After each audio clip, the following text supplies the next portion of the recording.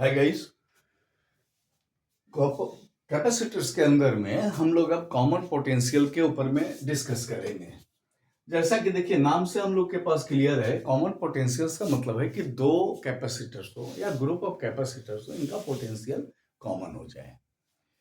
Common potential हो जाए इसका मतलब होता है कि पहले से पोटेंशियल कॉमन नहीं है, इक्वल नहीं है।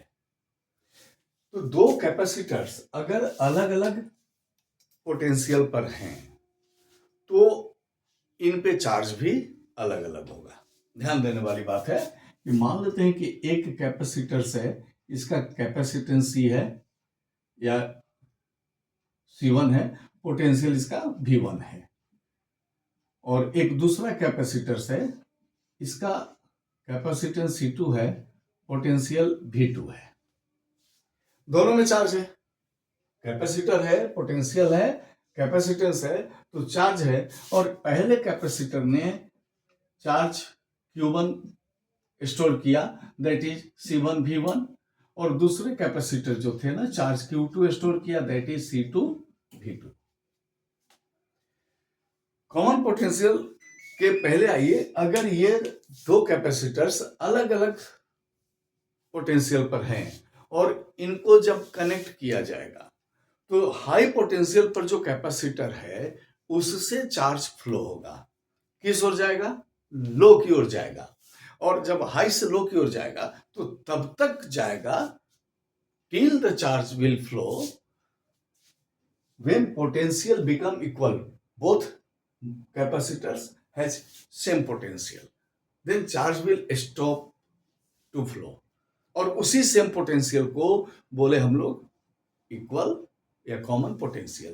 तो मान लेते हैं दो अलग अलग पोटेंशियल है तो अलग अलग चार्ज है, तो टोटल चार्ज हमारा जो है इसमें आ जाएगा ना, देखिए Q equal to Q1 plus Q2, और ये आ जाएगा C1 V1 plus C2 V2, C1 V1 plus C2 V2। अब इसके बाद अगर हम इस कैपेसिटर्स को जोड़ देते हैं एक दूसरे के पैरेलल,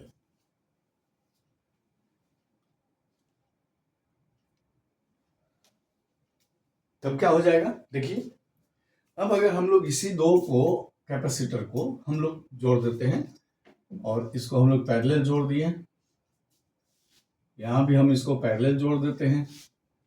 अब ये जो चार्ज था अब ये नहीं रहेगा। क्यों नहीं रहेगा?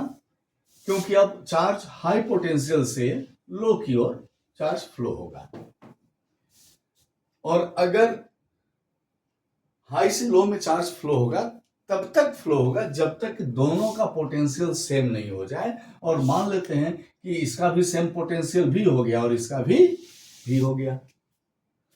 अब हमारे पास क्या आ जाएगा? देखिए अब हमारे पास इसका आ जाएगा कि Q1 जो है ये आ जाएगा C1 भी, और Q2 आ जाएगा C2 भी।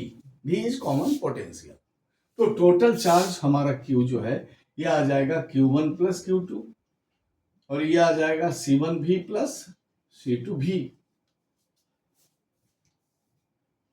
अब यहां पर हम लोग के पास आ रहा है, देखिए कि चार्ज का लॉस नहीं है, तो before parallel connection and after the connection total charge remains the same. और इस कंडीशन में पहले हमारा जो आया था वो और अभी जो आया है C1 भी प्लस C2 भी equal to C1 V1 plus C2 V2, ये दोनों बराबर हो जाएगा।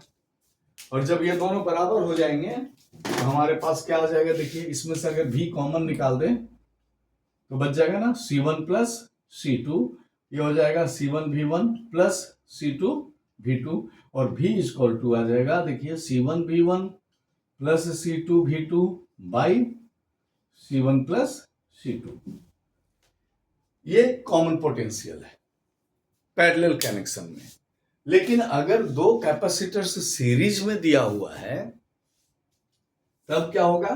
तब कॉमन पोटेंशियल भी, when two capacitors are connected in series, then common potential is V is equal to C1V1 minus C2V2 divided by C1 plus C2, C1V1 minus C2V2 divided by C1 plus C2।